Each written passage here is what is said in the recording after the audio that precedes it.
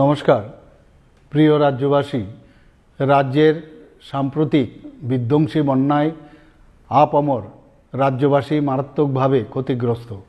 ৩৩ জন নাগরিক প্রাণ হারিয়েছেন। ঘরবাড়ি, ক্ষেতের ফসল, গবাদি পশু প্রাণী, রাস্তাঘাট সহ ব্যাপক সম্পত্তির ক্ষয়ক্ষতি হয়েছে। রাজ্য সরকার ক্ষয়ক্ষতি পূরণের লক্ষ্যে জোরদার প্রয়াস অব্যাহত রেখেছে। তবুও আগের স্বাভাবিক অবস্থায় ফিরে আসতে আরও অনেক সময় লাগবে। রাজ্যের এই সংকটকালে রাজ্যের বাইরের বহু মানুষ, স্বেচ্ছাসেবী সংস্থা, ক্লাব, সংগঠন ও ব্যক্তিবিশেষ স্বতঃস্ফূর্তভাবে প্রশাসন ও দুর্গতদের জন্য সাহায্যের হাত বাড়িয়ে দিয়েছেন। রাজ্যের এই পরিস্থিতিতে এবার শারদোৎসব আসন্ন। উৎসব আমাদের জীবনের অনুষঙ্গ।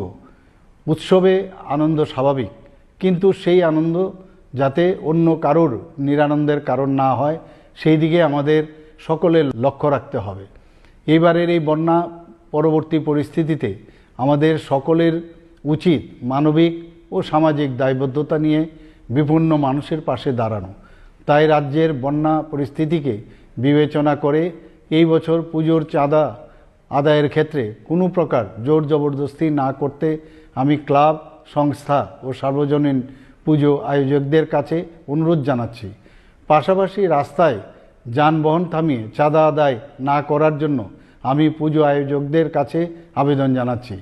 আমি আশা করব ক্লাব ও সার্বজনীন পুজো কমিটিগুলি এবারের পুজো আয়োজনের বাজেট কিছুটা কমিয়ে সেই অর্থ দিয়ে সামাজিক দায়বদ্ধতায় বিপন্ন মানুষের পাশে দাঁড়াবেন। সকলের সর্বাত্মক অংশগ্রহণের মধ্য দিয়ে আসন্ন দুর্গোৎসব শান্তিপূর্ণভাবে সম্পন্ন হোক এবং এই বিপর্যয় পরিস্থিতিকে কাটিয়ে আমরা আবার যাতে সকলে মিলে উৎসবের আনন্দে অংশ নিতে পারি, সেটাই হোক আমাদের প্রার্থনা। নমস্কার।